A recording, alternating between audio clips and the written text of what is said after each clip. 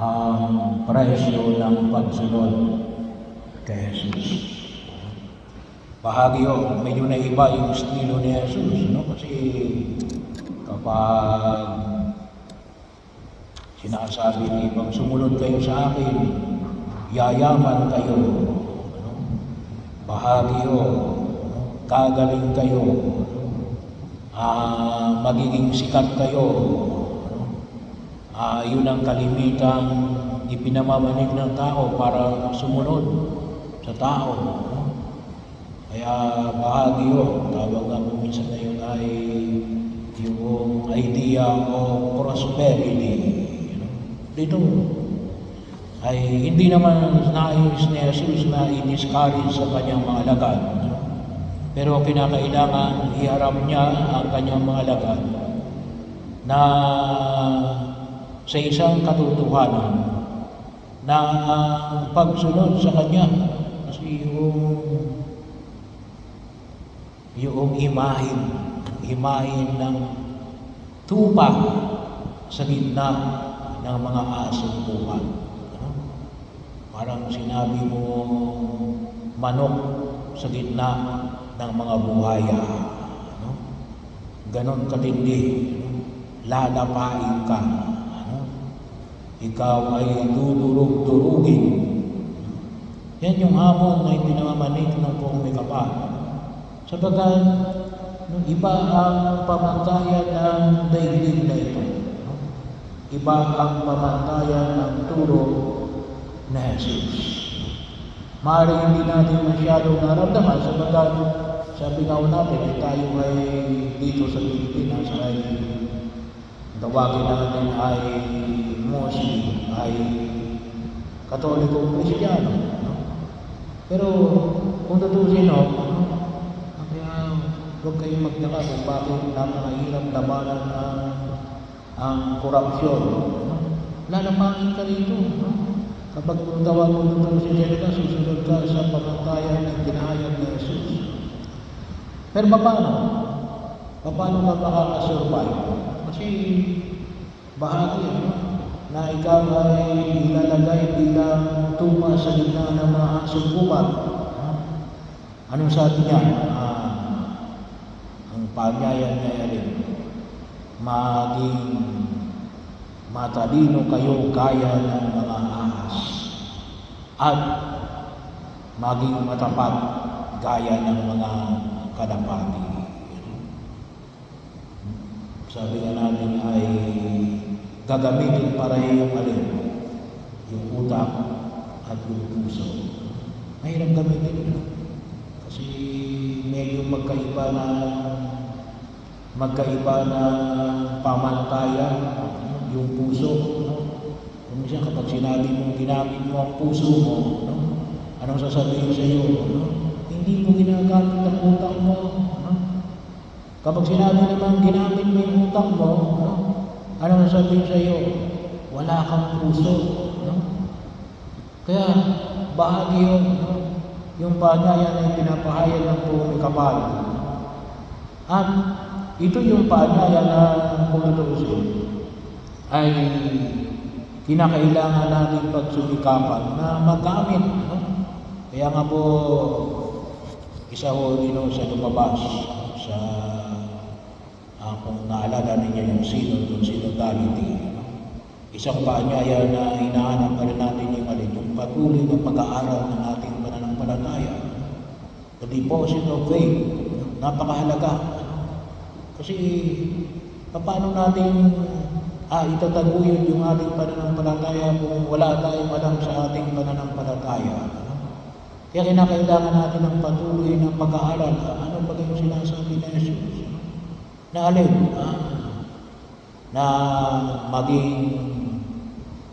maging domo ka sa gitna ng mga asong kupal? Lalabanan mo, lakas sa lakas? Paano mo lalabanan ang asong hubad sa pamagitan ng pagiging tupa? Bahagi yun na kung saan ay makita natin anong pinapahayag ng Jesus na kinakailangan natin mag-aral kung paano. Kinakailangan natin ayusin. Pero Anong paanyaya ni Jesus Ellen? Do not rely on your strength. Rely on the strength of God. Ang ating pangahawakan ay ang lakas ng Diyos, hindi ang ating lakas. Maging prudent, mahinahon, bahagi yun na kung saan ay kinakailangan na huwag tayong padalas-dalas sa ating pagkilos sa mundong ginagalawan natin. Baga't tulad ng halimbawa ng alin, judgmental, bahagi yun, huwag tayo kagad umusga. Pagkakataon na kung saan ay makita natin. Kaya kung minsan ay naging asumbuban tayo kasi bakit? Hindi tayo naging prudent. Gusto natin kagad gumanti. Bahagi ho ay paanyaya na ipinapahayag ni Jesus na yung hamon ng kanyang pagtugon bilang mga mananampalatayang Kristiyanong Katoliko ay isang paanyaya na pagsumikapan natin ay layo tayo sa lahat ng uri ng kapahamakan, pero hindi rin dapat natin ilalagay ang ating sarili na kung tutusin ay labag sa turo ng ating pananampalataya.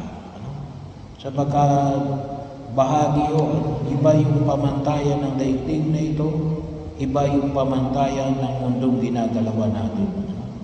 Kaya nga tamang-tama ngayon, Biyernes, Sacred Heart of Jesus. Sabi nga natin kanina sa panalangin kanina, sa meek and humble of heart. Matuto kayo sa akin, ako'y mapagkumbaba at maamon ang aking puso. So ano yung hamon na pinapahayag sa atin? Well, maging matalino. Pagkakataon na kung saan ay patuloy tayong magnilay. Kasi hindi ba pwedeng sabihin natin na hindi ko alam. Yun ang kalimitang ginagamit natin palusot. Hindi ko alam. Kasi kapag tayo sumunod kay Jesus, dapat alam natin na ang pagsunod natin kay Jesus ay alin? Knowingly following Christ. Dapat alam natin kung bakit tayo sumusunod at maging maliwanag sa atin yung ating kaalaman at yung ating intensyon sa pagsunod kay Jesus.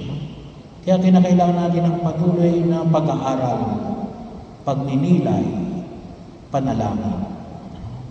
At bahagi yun na kung saan ay tayo yung tinatawagan ng kumikapal na alin, na nawa itong ating kaalaman ay alin, ay tulungan tayo na alin, lalong maging kind, maging mabuti, lalong maging mapagkalinga,